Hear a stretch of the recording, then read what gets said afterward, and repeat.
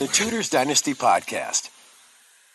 Hello and welcome back to the show. I'm your host, Rebecca Larson, and I am very pleased to welcome back to the show the newly titled Dr. Lacey. Welcome back. Thank you. It feels weird to hear that. Is this the first time anybody's called you Dr. Lacey on a podcast? Oh, yeah, definitely on a podcast. This is probably like the fifth time anyone has said it to me in real life. So you're very early on, Rebecca. Well, I am so proud of you. I know how hard you worked on this and that it's been a long time coming. So congratulations. Thank you very much. It was a rewarding experience doing a dissertation, especially on medieval women, which that's my topic. Yes. That's Well, where my heart is. yes, you did. And today we're going to talk about some other medieval women and a topic that everybody loves to talk about. So today we're talking about, of course, the women surrounding the princes in the tower. And, let's start off by what inspired this topic? Why did we want to talk about this today? Yeah, so I've done a lot of work on the princes in the tower. I teach a virtual course that I developed based on the mystery of the princes in the tower and trying to really dive into the sources. A lot of it is a reevaluation of what we think we know about the princes in the tower and what we can actually know based on surviving evidence, and then what we can kind of try to piece together from this puzzle to try and figure out what happened to these two young boys. So the two sons of Edward IV and Elizabeth Woodville, the oldest of whom is called by historians Edward V, but he never actually got to rule much in his own right because he was overthrown by Richard III. Very famous historical case, probably the historical mystery.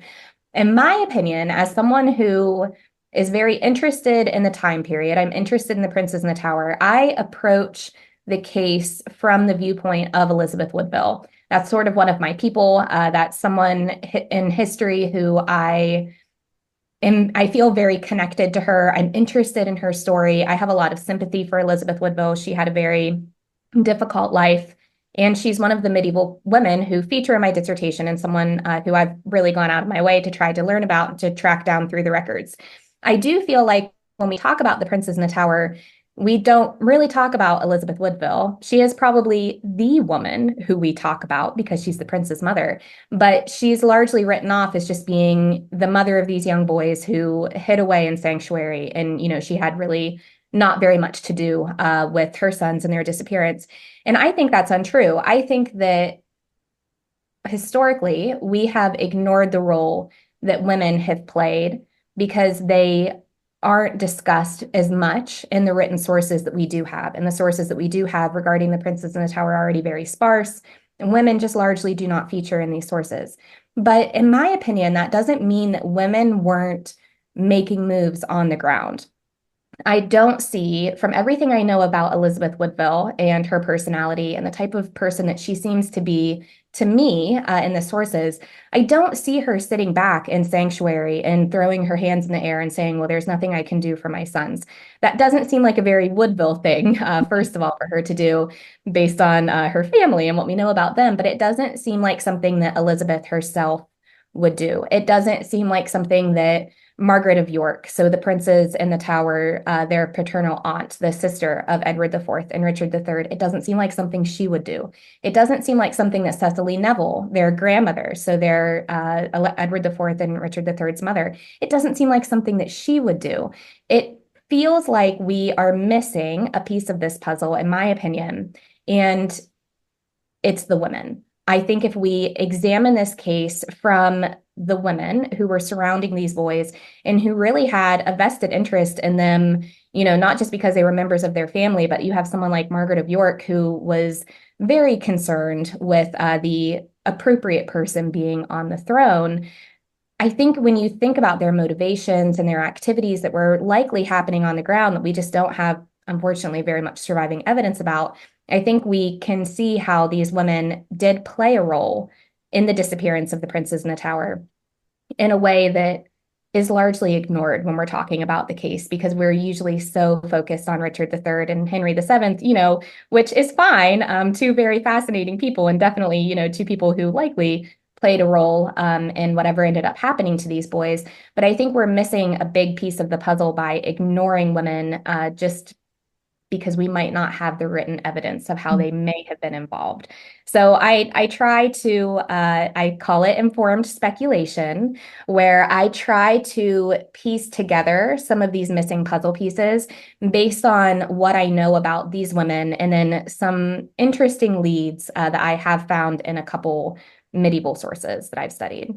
So what I'm hearing you say is there is no surviving letter that Elizabeth Woodville wrote that says she whisked away her youngest son. Yeah, and that's the hard thing about this time period, is that the evidence is already very sparse for anything that would have happened to the princes in the tower, which makes sense because whatever happened to them, there's a reason why it was kept secret. It was kept secret from people at the time because it needed to be. No matter what happened to these boys, it makes sense whether you think that Henry the Seventh might have been involved, or whether you think that Richard III might have been involved, or Buckingham or John Howard, who have you.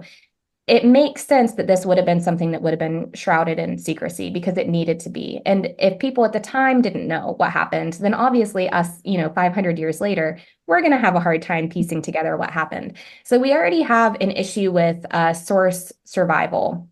We also have an issue with source authenticity. So the sources that we do have, historians and scholars have been very aware of a possible desire at the time or in the time since to construct some forgeries, right? So to put together some documents that aren't authentic, but that might be presented as such for different, reasons, whether they're nefarious or not, would be kind of up for interpretation.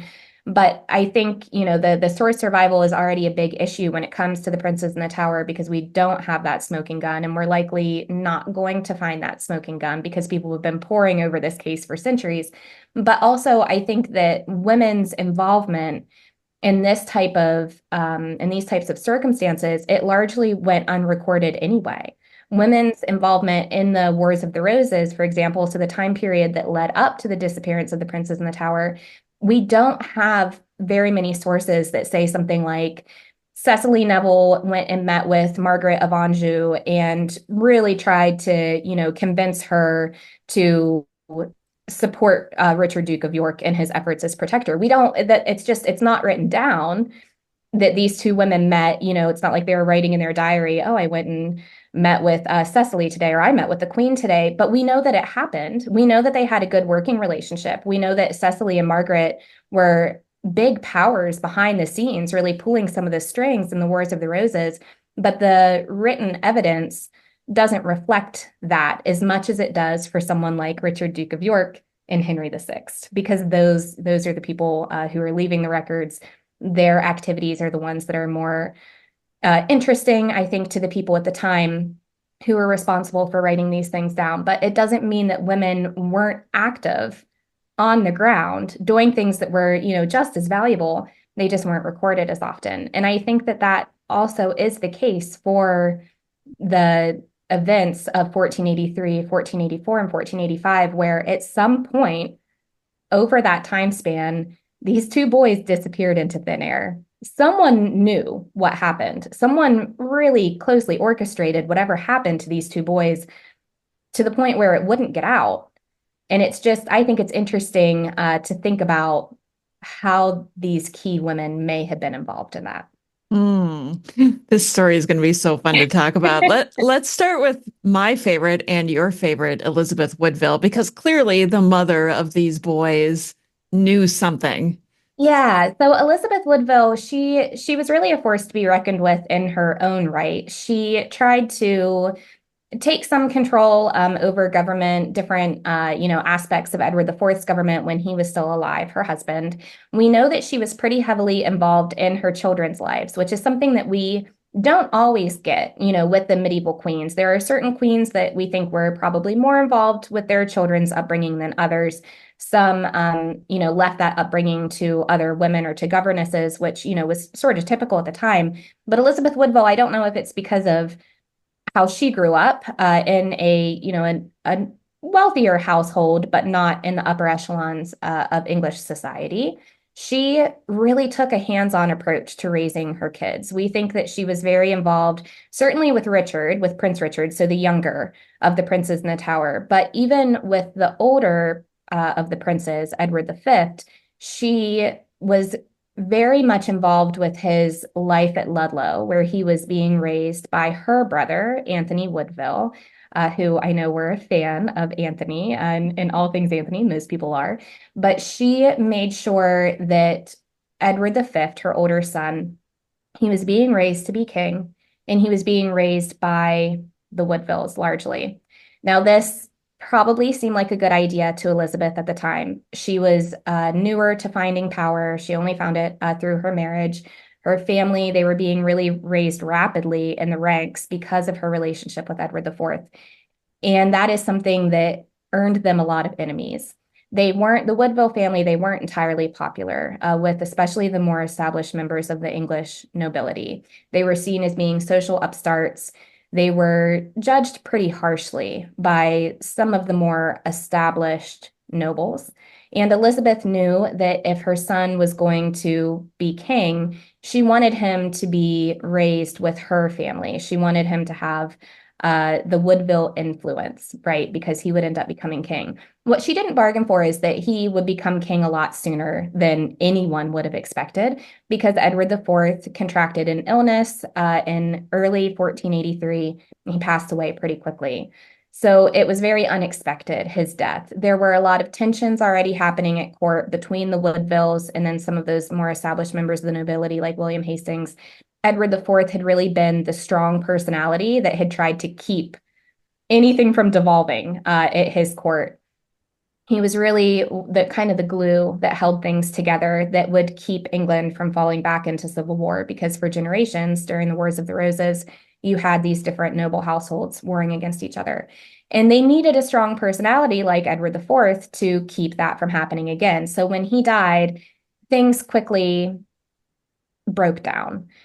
Edward V was in Ludlow with Anthony Woodville. We have reason to believe, according to some sources, that maybe the Woodvilles were aware that Edward IV's health was failing, and they were doing everything they could to try to shore up their own hold on power through the person of Edward V. Edward V was key. He was a 12-year-old boy.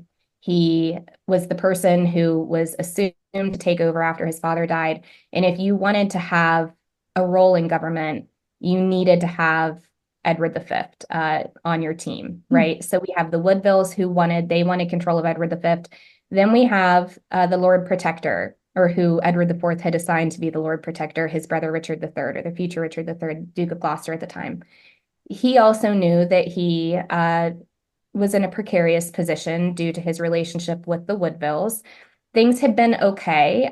We think that Elizabeth Woodville and Richard, her brother-in-law, had actually gotten along pretty well. She didn't have the same type of relationship with her other brother-in-law, George, Duke of Clarence, who is the one who was famously drowned in the butt of Malmsey wine because of some not so nice allegations that he had made against Elizabeth Woodville. But when it came to Richard, her other brother-in-law, it seems that the two of them had a decent working relationship. But when Edward IV died, some historians and scholars believe that Elizabeth Woodville purposely didn't inform her brother-in-law about Edward's death as quickly as she should have. That instead, she sent word immediately to her brother, Anthony Woodville in Ludlow, and said, "Bring my son back. Bring Edward V to London immediately. We need to have his coronation. We need him to be in power," because she knew that that was the only way that the Woodvilles would remain in power, because they were so wildly unpopular with the nobility. So her brother sets forth from Ludlow with her oldest son, Edward V, and they're making their way to London, and they're famously intercepted by Richard, Duke of Gloucester, and the Duke of Buckingham. Anthony Woodville is imprisoned. Elizabeth Woodville's second oldest son, so her second son from her first marriage, is also imprisoned. And her brother-in-law and the Duke of Buckingham, her other brother-in-law, they have custody of her son. So the Woodvilles, for all intents and purposes, are overthrown at this point. She gets word of this happening before they make their way into London, and she and her oldest son from her first marriage, so Dorset is what he's known to historically, and her brother, they flee with her daughters, and they go into sanctuary at Westminster Abbey. Now, whether she really believed that her person was in danger and that her daughters were in danger, that's up for debate. She took her oldest son, her youngest son, and her daughters with her into sanctuary for some reason. Is it because she thought that Richard III was going to be a danger to them? Was it political? Was she trying to portray herself as being this helpless widow and trying to garner sympathy? Was it a mixture of the two, or for some, other reason that we just don't have the historical record of? It's hard to know. But she went to sanctuary where they would have been kept safe from any sort of political dangers.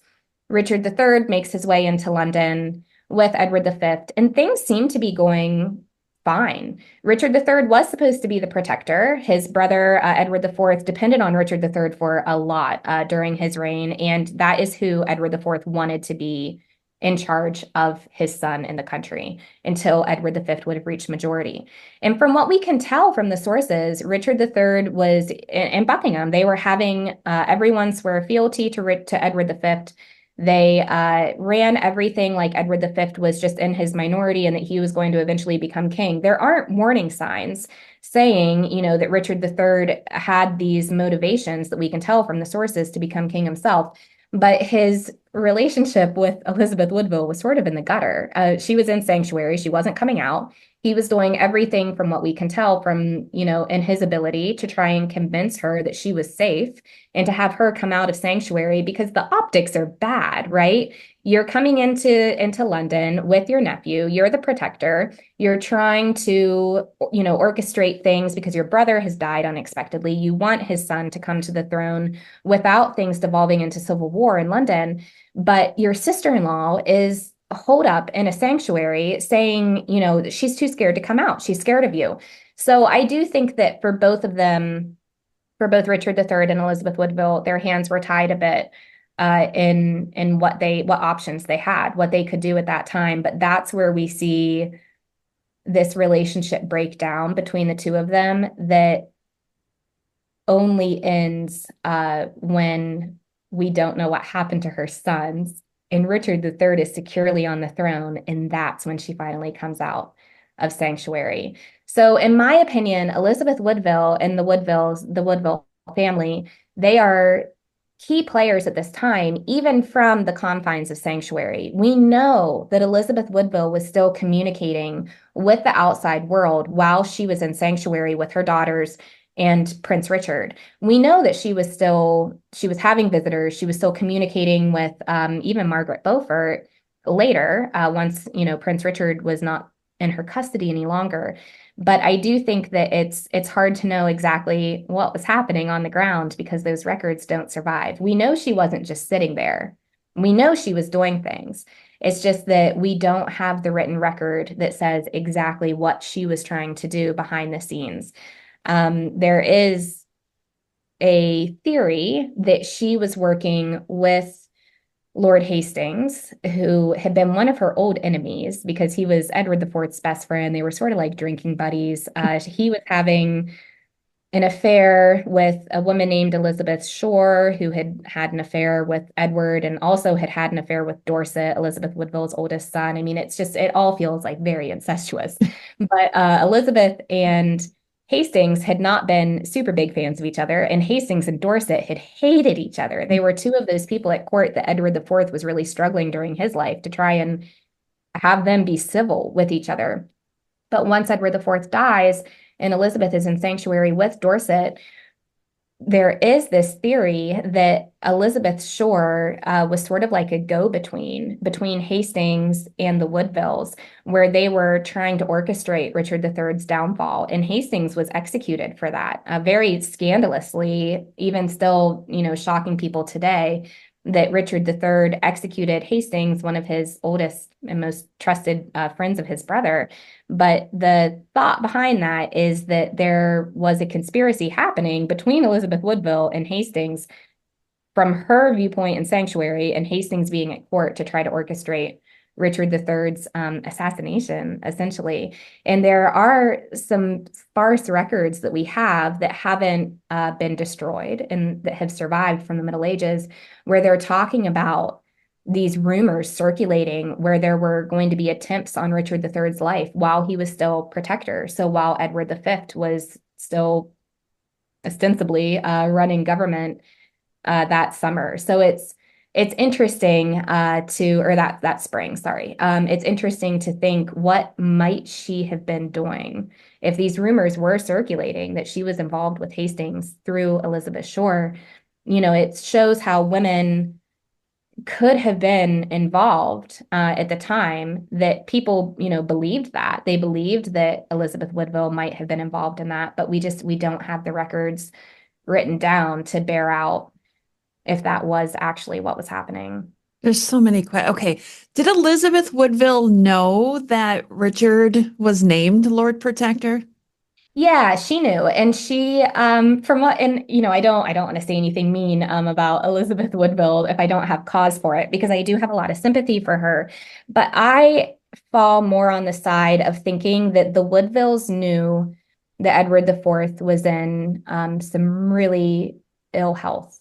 And I think that she and Anthony, her brother, and Dorset, her oldest son, and Richard, her other son, it's confusing. She has two sons named Richard. Very a bad decision on like my part to, I get a little annoyed with her that she would have named both of her sons Richard, because it's so hard to try and differentiate between the two. But her son from her first marriage, Richard Grey, I do think that they were working behind the scenes to try to secure their own hold on power at the detriment of Richard III. I think they knew that Edward IV was declining quickly, health-wise.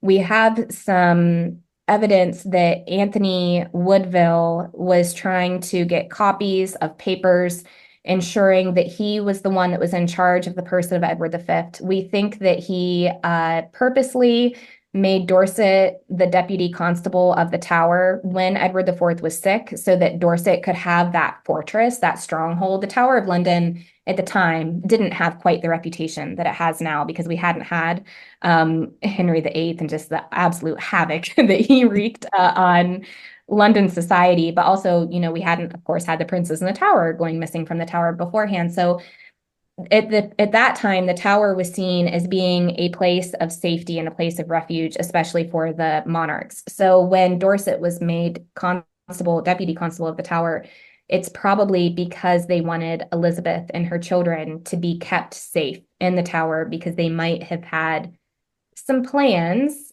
happening in the background, the Woodvilles, where they would try to make Richard III as least powerful as he could be as protector. We know that they tried to set the coronation for the 4th of May. They wanted Edward V to be crowned immediately. And why they wanted to do that was to cut down on Richard III's influence as protector.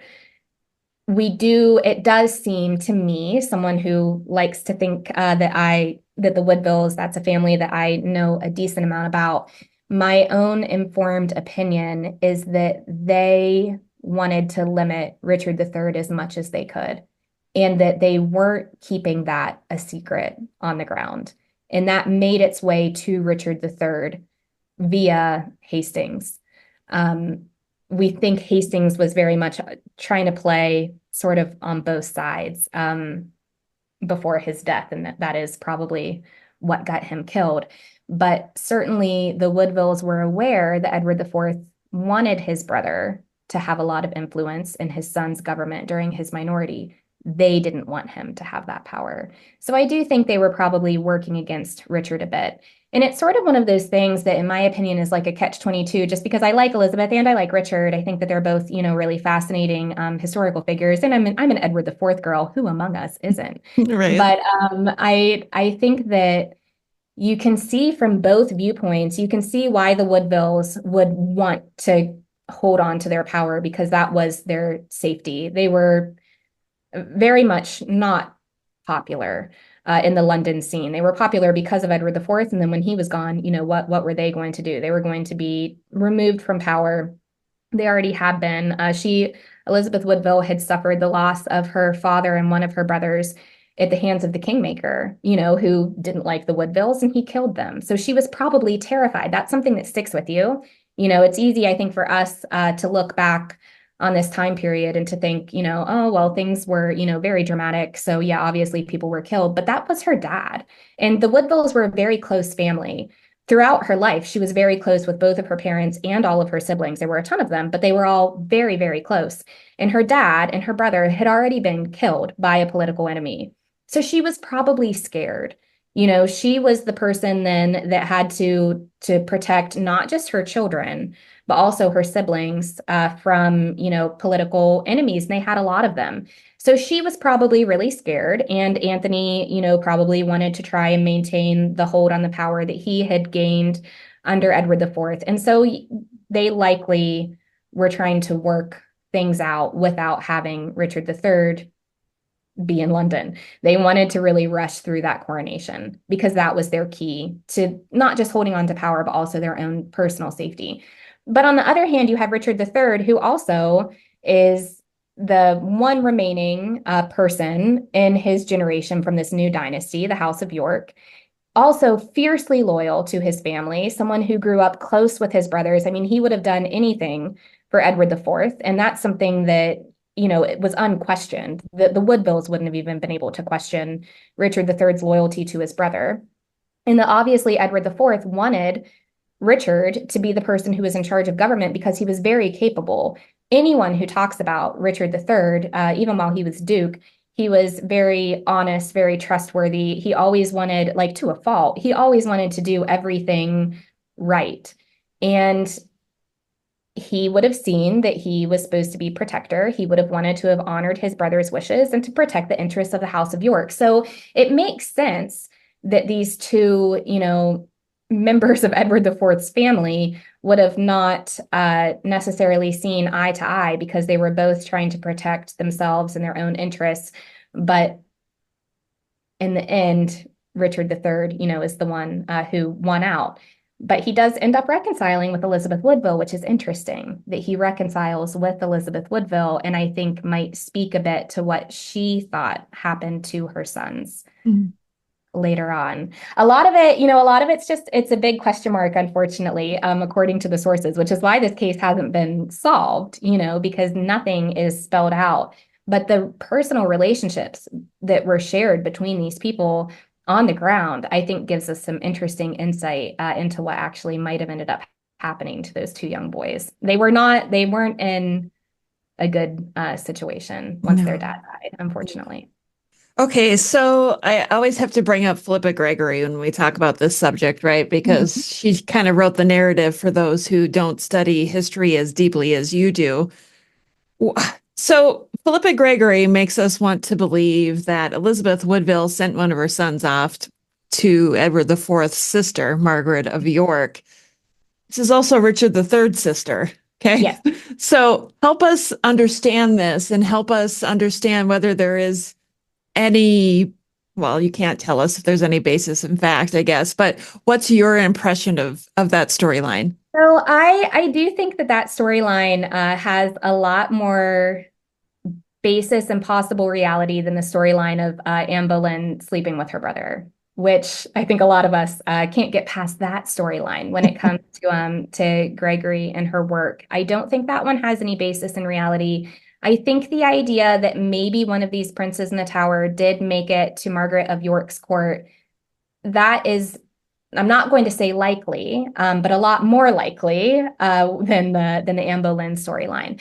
Margaret of York is a very interesting person to me personally. I like the women just in general, but I love Margaret of York and learning about her. She's one of those characters in history who I think is still shrouded in mystery to a certain extent, but was someone that at the time had immense power at her fingertips. We know that Margaret of York was fiercely loyal to her family. That is a characteristic of the members of the House of York that we get, kind of to a fault. We won't talk about Clarence. We're not going to involve him. He was an outlier, in my opinion. But when you have Richard III, when you're talking about Richard III, Cecily Neville, Margaret of York, Edward IV, they were all fiercely loyal to each other. So Margaret of York was the younger sister to Edward IV, grew up at his court, had a very good, from what we can tell, relationship with Elizabeth Woodville. That's not something that we can say for her mother, Cecily Neville. There was not much love lost between Elizabeth Woodville and her mother-in-law, Cecily Neville, but with Elizabeth Woodville and her sister-in-law, Margaret of York, they were very close. From what we can tell, Margaret really got along with Elizabeth and Elizabeth with Margaret, and the two of them, were sort of like a sister type of relationship. Margaret was also very close with her brother, Richard III, because that is who that's who Margaret of York grew up with. So out of her brothers, Edward IV was a lot older than them. And so you have kind of like a big separation with Cecily Neville's children, where a handful of them were older, and then a handful of them were younger. Margaret of York grew up with Clarence and the future Richard III, and they were very, very close. She was also close with her mother. She was very loyal to the House of York. She felt like the House of York were the people who should be on the throne, that it was theirs by right. She was not a fan of Henry VII of the Tudors because she saw that as being illegitimate. What's interesting about Margaret of York is that her niece was Elizabeth of York, who was married to Henry VII. And from what we know about Margaret of York, because she was so set on the House of York and her family and appropriate dynasty, she was very invested in having the right person on the throne, and she was very religious. It's interesting to think that she would support Perkin Warbeck, one of the great pretenders to Henry VII's throne, that she would support Perkin Warbeck, just a boy pulled off the streets, a random boy with no royal lineage to his name, and that she would want him to overthrow her niece, Elizabeth of York, and her husband, Henry VII. To me, personally, I have a hard time reconciling that with what I think I know about Margaret. I know Margaret was deeply pious. She was known for her religious convictions and for standing up for those religious convictions almost to a fault. And the same with her family, that she was tireless in her fight for the House of York. Once her brother, Richard III, was overthrown, she transferred that intense loyalty to Perkin Warbeck, from what we can tell, that she truly believed that this boy was her nephew, the youngest of the princes in the Tower, so Prince Richard, or she wanted to use him as a political ploy to somehow overthrow Henry VII. To me, that doesn't make sense. Just from what I know about Margaret and from what I know about her personality and who it seems like she was as a woman, I don't see her throwing all of her weight behind a boy who she knows is an imposter. I don't think that she would do that to her family. I don't think she would do that to the memory of the House of York, because to her, you needed true York blood to be on the throne to be legitimate. And I don't think she would do that to her religious convictions. I think that the key with Margaret, who I do think is a big key, in my opinion, to understanding what happened to the princes in the Tower. I think the key with Margaret is to understand who she was as a person in the sources appears to be different from who later Tudor sources presented Margaret of York as being. Does that make sense? So what we think we know about Margaret of York, a lot of it is distilled through the lens of Tudor historiography. So the people who were rewriting this history after Henry VII came to the throne. And that's when we get Margaret of York being like this political monster, that she was just doing anything she could because she hated Henry VII, and that was her motivation.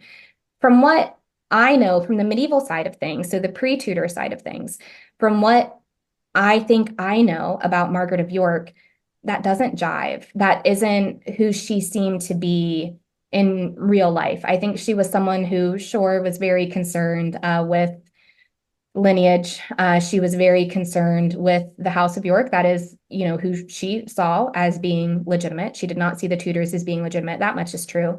But I don't see her choosing this random boy in place of her niece, just because of the relationship that she had with Elizabeth Woodville, and certainly the relationship that she had with her two brothers. I don't see her doing that. And so I did some digging. When I went to London, I had this, already kind of in my head, thinking about Margaret of York and the role that she might have played with her nephews, because to me, she did believe that Perkin Warbeck was her nephew. Full stop. That's my take on this. Now, whether he was, I don't know, or if he, somehow fooled her, I don't know. But she knew Richard. She knew him growing up. She knew his parents, Prince Richard. She certainly thought that he was her nephew, in my opinion. So when I went to London on a research trip where I was finishing up some research for my dissertation, I had a little bit of extra time. And this is always in the back of my head. No matter, what I'm doing, the princes in the tower, they're just there. They live there now. Like this is something that I lose sleep over. I think a lot of us do. It's a fascinating mystery. But I'm lucky enough to have access to some of the medieval sources that have survived from the time. We don't have a ton of sources from Richard III's reign, whether that's because he was overthrown, and that's just something that, was bound to happen to his sources, whether they went missing or were destroyed by maybe Henry VII. It's impossible to say. But the sources that we do have, they're pretty sparse. A lot of them are contained in a manuscript in the British Library. A lot of the sources that survive from Edward V's minority and from Richard III's reign are contained in this manuscript in the Harley collection. It's Harley MS 433. It's one of those manuscripts that you can pull, but you can't photograph. And you have to have a letter speaking to your background, an academic background typically, to be able to pull this manuscript, which I was able to do because I was also there working on my dissertation. So, I had the right things in place to be able to consult this manuscript, and I had a little bit of extra time. So I thought, why not? So I pulled this manuscript and I found some interesting mentions that I think suggest a key role. And I want to be careful with what I say because, none of this is for certain. But I think that this manuscript sheds light on the key role that Margaret of York played, possibly, in the disappearance of the princes in the tower. So I want to preface all of this by saying this is me reading this manuscript looking for women. So I'm approaching this manuscript looking for Elizabeth Woodville, who does feature in this manuscript on several occasions, and looking for Margaret of York. And then I searched for Cecily Neville to a certain extent, because in my opinion, this is understudied, right? This is maybe the key, to get me one step closer to figuring what happened, to figuring out what happened to these two little boys. So as I was reading this manuscript, I saw a little bit of mention of Cecily. It contains the proclamation that Richard III made publicly to Elizabeth Woodville to try and get her to come out of sanctuary in March of 1484, which was successful. So he promised Elizabeth Woodville and her daughter's safety if she would come out of sanctuary. Now, remember, at this point, you're Elizabeth Woodville, and allegedly, according to the historical narrative, you don't know what happened to your sons. Your sons were in the protection of your brother-in-law, Richard III. And from what we can say, Elizabeth Woodville doesn't know what happened to them, allegedly, because we don't have any proof that in March of 1484 that Elizabeth Woodville knew what happened to her sons. She knows one son is dead from her first marriage, Richard Grey. She knows Anthony Woodville, her brother, is dead. Both of those things happening at the hands of Richard III. Now, Richard III is the king, and he's saying, hey, come out of sanctuary. I promise I'll keep you and my nieces, your daughters, safe. Doesn't make a mention of the princes. It does interestingly say that he will not lodge them or imprison them in the tower, which is interesting because of the story of the princes. But from what we can tell, Elizabeth Woodville doesn't know what happened to her two sons with Edward IV. But she says, okay. She comes out of sanctuary, or she at least sends her daughters out. We think Elizabeth might have left sanctuary at the same time. We don't have proof of where she physically was, which I'll talk about in a second. But she sent her daughters not just out of sanctuary, but to Richard III's court. Now, to me, as a woman, a mother, a historian, I have a hard time, personally, thinking that Elizabeth would have sent her daughters to the court of the man that she knew killed their brothers. Something there doesn't line up to me. Unfortunately, we don't have the sources to give us insight. I wish Elizabeth had kept something like a diary, but she didn't. So we don't have the sources that give us the insight into what she was thinking. Why would she do that? Why would she finally come out of sanctuary? Some scholars have chalked it up to her thinking that she didn't have a choice, that Richard III was on the throne. She knew that they couldn't stay in sanctuary forever. Maybe they were bored. Maybe their hands were tied. Maybe she thought, hey, this is my best chance at having any sort of power. But I think at that point, Elizabeth knew that she was not going to be in the same position that she was power-wise as being queen. That wasn't in the cards for her. It wasn't going to happen under anyone, Richard III or anyone. She wasn't going to be in the same position of power. I think as a mother, in knowing how she felt about her children, I don't see her putting Elizabeth of York and her daughters at risk by letting them live at the court of Richard III. Now, sure, some people can say, they were girls, so they wouldn't have been a threat to Richard III. They wouldn't have been a threat to his rule because women they couldn't have even conceived of a woman ruling on her own until Mary I. They were sort of forced into it with that one. But at the time, I don't think that there would have been any real efforts to overthrow Richard III to replace him with Elizabeth of York. So some scholars just write it off as being, these girls wouldn't have been in danger. But if you are a mother and you think that there is any chance that your brother-in-law killed your two sons, logically, are you going to leave the safety of sanctuary just because he pesters you into it? Are you going to throw your daughters into his court to where, he could do whatever he wanted to them if you thought that he had killed your sons? That's one thing that I don't see lining up. I have some issues with, I think, some actions of Elizabeth Woodville being written off as, she was bored and wanted to leave sanctuary. And then I have some issues with Margaret of York being written off as someone who was a political animal and would stop at nothing to try and overthrow Henry VII. I think that's very simplistic viewpoints of two women who weren't simple. They weren't simple to understand. They were real women who had real concerns and real motivations and real agency, to a certain extent, certainly for Margaret of York, but also for Elizabeth Woodville. She didn't have to leave sanctuary. She didn't have to pull her daughters from sanctuary, but she did.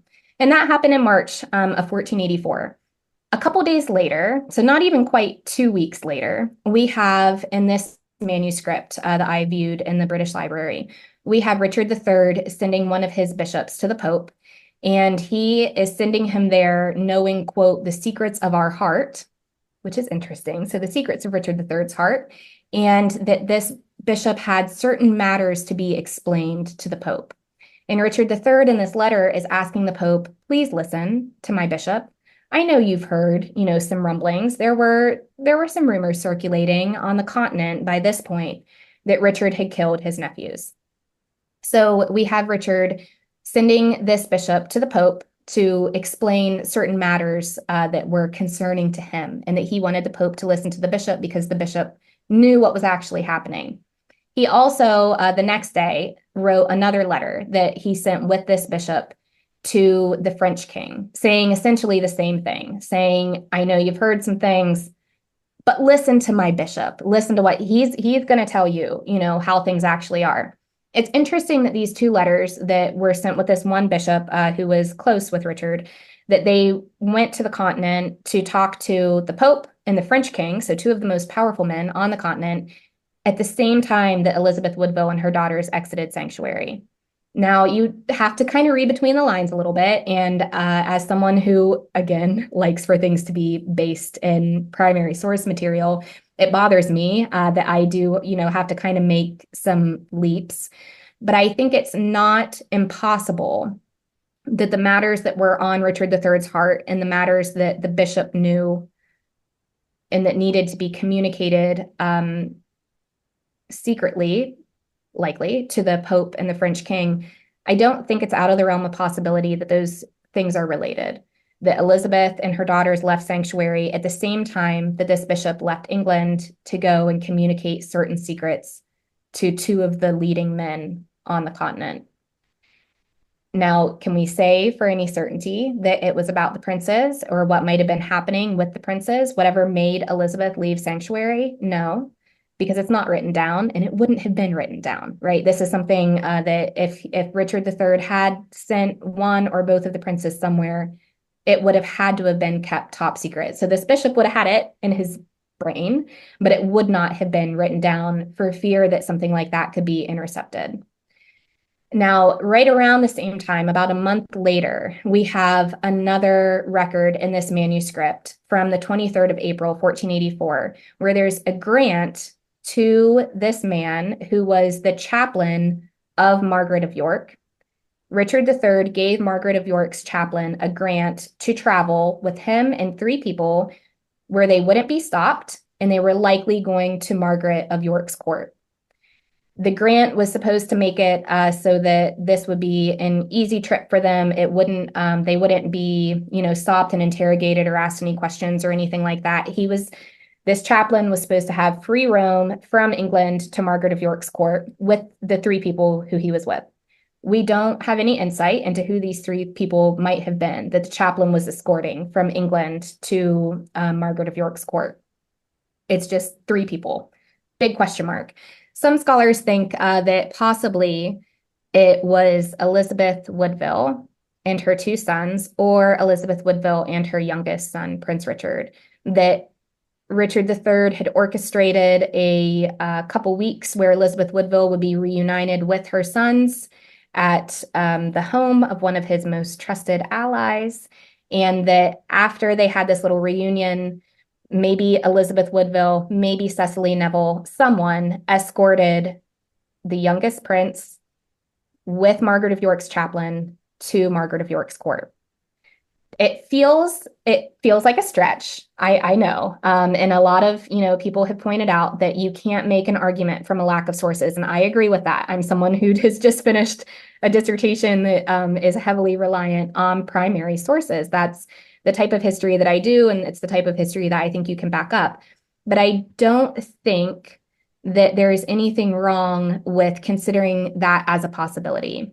I think knowing the closeness between Richard III and his sister, Margaret of York, I think knowing the closeness between her and Elizabeth Woodville, and that Elizabeth Woodville, something has happened to make her leave sanctuary. And then you have these interesting inclusions in Richard III's governmental documents that have survived. You have these interesting things falling into place all within 6 weeks of each other.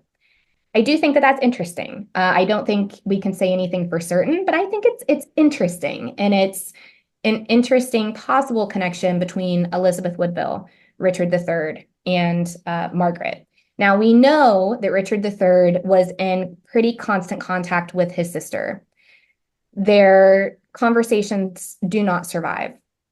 What happened to the letters between Richard III and Margaret of York, we don't know. Did he destroy them?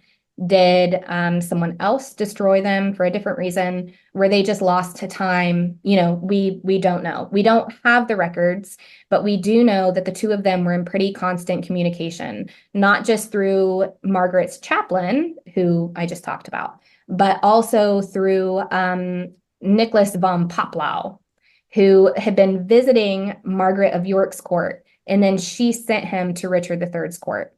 Now, when he comes to Richard III's court, he brings letters with him from Margaret to her brother, a response that she, is sending back to him, probably to the letter that her chaplain had brought with him from England the month before.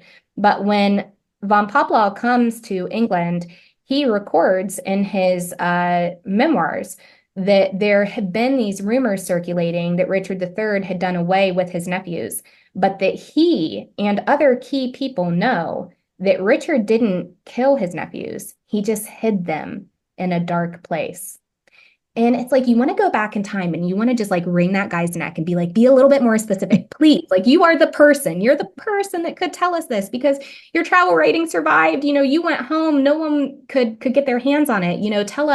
Please tell us what happened. And he doesn't. He unfortunately leaves it at a very tantalizing question mark, where he says, A lot of people think these boys are dead and that their uncle killed them, but I know that he didn't. He has them hidden from view. But obviously, he doesn't give any insight into where these boys might be hidden, which makes sense because he wouldn't have been someone to know. If, and it's a big if these boys were secreted away from the Tower of London by their uncle, it would be very much on a need to know basis, right? He's not going to tell people. He's not going to tell this guy that's just traveling to England. He's not going to tell him what happened to the princes in the tower. It's going to be something that is very privileged information that only a handful of very key people would know.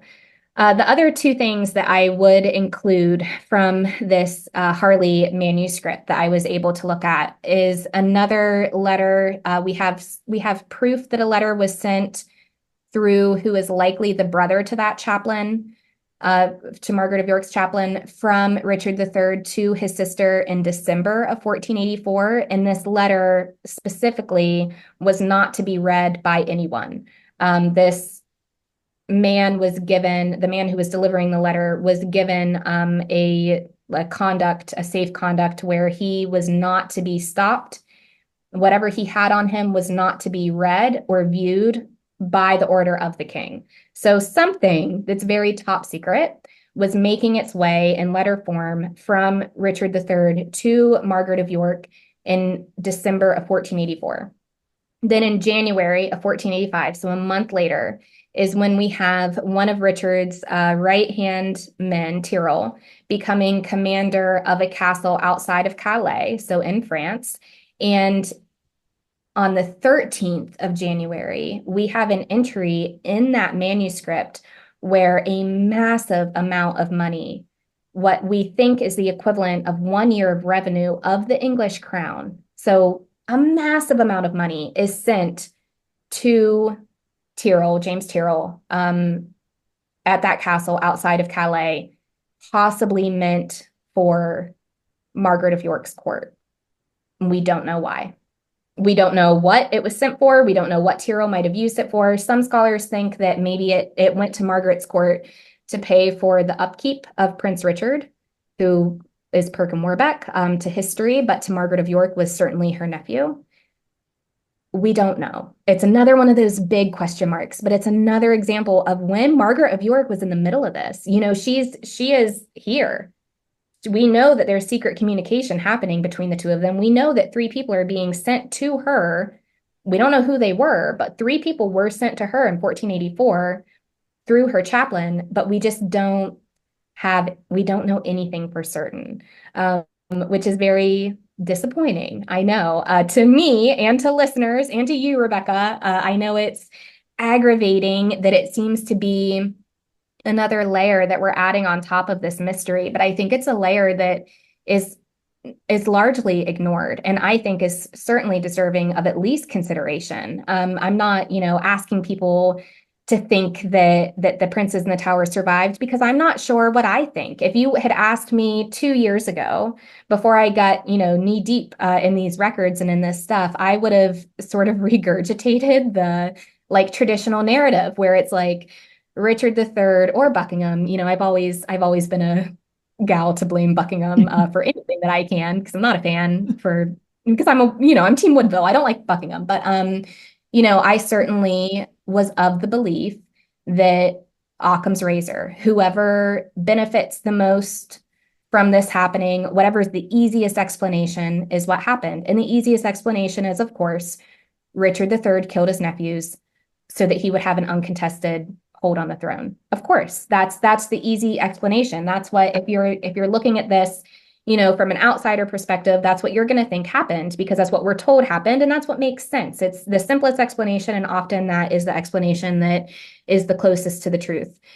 Then I started to reevaluate that, because my work on Elizabeth Woodville and Margaret of York, I had a hard time reconciling their actions with the traditional narrative, because to me, it just doesn't make sense what these 2 women did, and Cecily Neville to a certain extent. We don't have near the surviving material for Cecily Neville at this time period that we even do for Margaret of York and Elizabeth Woodville. But their actions for these two boys who were their sons, their nephews, their grandsons, it doesn't make sense with the traditional narrative. I think at least things were a lot more complicated on the ground. If Richard III is the one who's responsible for the boy's death, and he very well may have been, I think that things were a lot less black and white or cut and dry than we see in the traditional narrative, because there has to be other things happening behind the scenes that would make Elizabeth Woodville leave sanctuary. There have to be other things happening behind the scenes that make Margaret of York so invested in this boy that we know to history as being Perkin Warbeck, the great pretender, right? It has to be more complicated than how we view in the traditional narrative the mystery of the princes in the tower. And I think a key to understanding how complicated this time period is by looking at the women who are surrounding these two young boys and their actions. And I don't think that it's a stretch to say that, in my opinion at least, Margaret of York did sincerely believe that that boy was her nephew.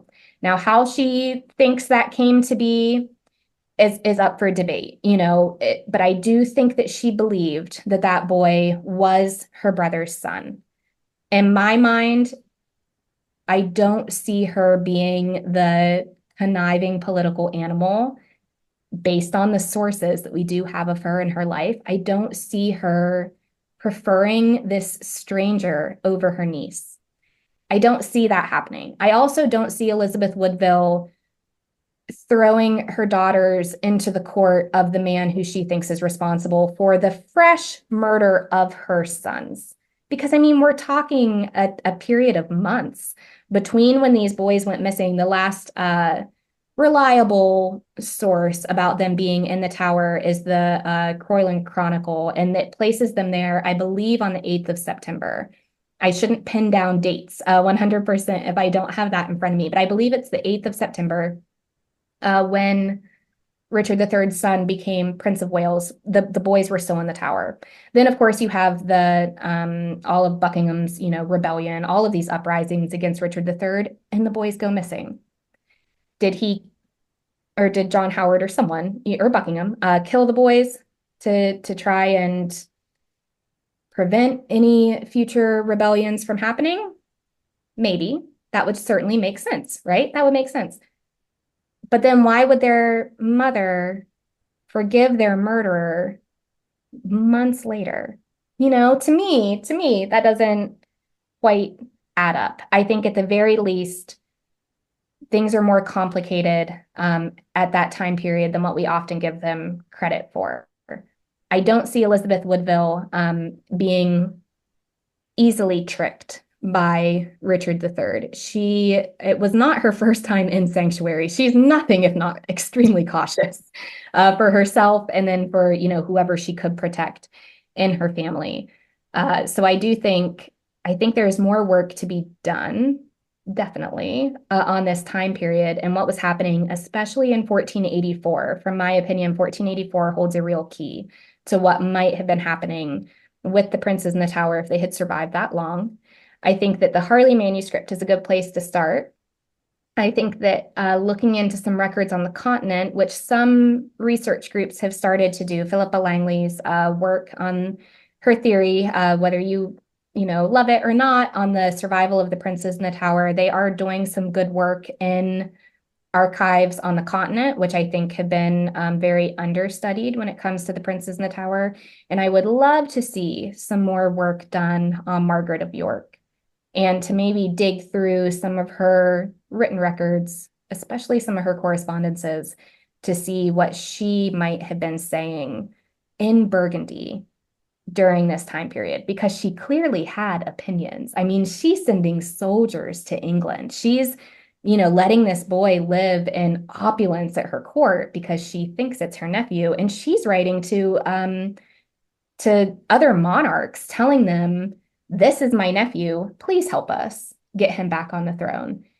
Is she doing all of that because she somehow wants to try and control this puppet boy on the throne in Perkin Warbeck? Or is she doing it because she sincerely believes that that is the rightful Yorkist heir? It's interesting to think about. Okay, so I've always believed that Perkin is Richard. I've just always felt like, for many years I got backlash for that. And I'm so happy now that that narrative is changing. And I feel like when you mention the money, okay, you always have to follow the money, right? That was the biggest eye opener for me today, going, yeah, why would you send that much money?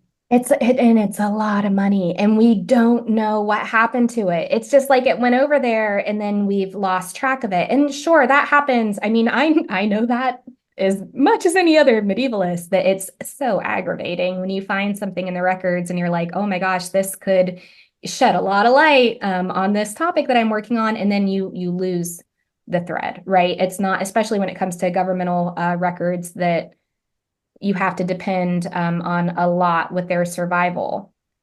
You can easily lose a thread that you think might be really valuable. I think, in my opinion, that Harley manuscript is key to understanding this time period better. Is it going to solve the mystery?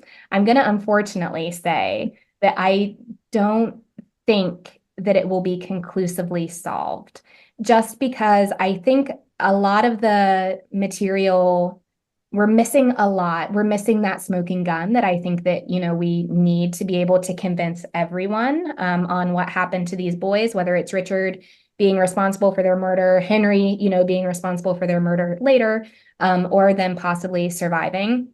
But I think, like you said, if you follow the money and if you follow the actions of some of the people who we don't follow that closely from this mystery, I think it can help to give a fuller picture of what was actually happening or what might have been happening. So can I say for certain what was being discussed between Richard and Margaret of York had something to do with the princes? No. Do I think it's interesting that they were in top secret communication with each other in those very key months at the same time that Elizabeth Woodville was also making moves to reconcile herself and her daughters and Dorset with Richard III? I think that's interesting. I think there's something there. I don't know if I can say, with any sort of certainty what that something might be, but I do think I can say with certainty that there's more work that can be done to try to shed light on what I view as being history's greatest mystery, because they evaporated into thin air. Yeah. Which the two sons of a king, it's incredible that it hasn't been solved. It is. It is. And I think it will forever be the greatest mystery of history. But maybe this research on the continent will bring it's been proven to us before that if you step away from just the English sources and go to other sources, that you're going to find stuff. Exactly. What we're not going to find is very many new things in the sources that we've been poring over and over again. So you have those couple of key chronicles that are, they're invaluable for the time period. They give you some really rich insight into what might have been happening, but you also have to read those chronicles through the viewpoint of not just the author, but of what happened after. We know that the Tudors were great at propaganda, and I'm not faulting them. Like they were a propaganda machine. It's like they knew how to use like modern day social media, but on the ground in the 16th century, they were very impressive with I don't want to say the rewriting of history, but of writing history in a way that was sympathetic to them.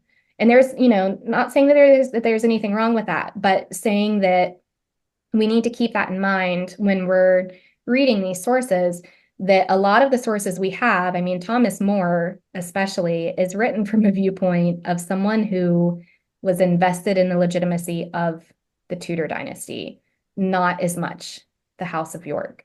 So it's interesting. That's all I'm trying to say. I know that this is it's a fraught conversation. I know that there are people who have strong opinions on both sides. I like to think that I approach this from being someone who is sort of an outsider perspective, because I don't bring pre-existing assumptions to the table. I did. I brought the pre-existing assumption that Richard III was a murderer to the table when I first started looking into this. But then taking a step back and like really immersing myself into the primary sources and trying to read things with an eye to certain biases, it's clearer to me now that things were a lot more complicated, as they often are. Things were a lot more complicated at the time than what we think 500 years later, which to me is exciting. It's fun to try and reconsider these things, especially from the viewpoint of Elizabeth and Margaret, who are two women who I've been interested in way before the Princes in the Tower. But my interest in them, I think, has helped me to think about the topic in a different type of way, not necessarily a better type of way, but just a different type of way. Yeah. Dr. Lacey, thank you so much for coming on today. Yes. Oh, And Rebecca, I want to talk about this anytime you want to. tomorrow, let's do this again tomorrow. Okay. No, this was honestly, it was a great insight into a side of the story that we don't hear very often. So I'm so grateful to you for Yeah, coming thank on the you for show the today. platform. I appreciate you letting me, hop on here and talk about stuff that I can't say, with certainty, like I can with my dissertation, I think, which we talked about a couple weeks ago. Yeah. But just to have a space to consider these women and the impact that they might have had in an area of history that they're largely written out of. I appreciate you letting me hop on and chat about them a little bit. This won't be the last that we talk about them, I would assume. Now that I know that you have opinions on Perkin Warbeck, now we have to revisit. Oh, for sure. Dr. Lacey, thank you. Thank you, Rebecca. And that concludes another episode of the Tudors Dynasty podcast. Thank you so much for listening. If you love the show and would like to show your support, consider becoming a patron over on Patreon. That's patreon.com/Tudors Dynasty. Over there, you'll get commercial-free episodes, early access, and some patron exclusive content as well. If you would prefer to show your support in another way, head on over to my website, tutorsdynasty.com, and click on the shop to see some of the new merchandise that I have available. Thank you so much for listening. Until next time. The Tudors Dynasty Podcast.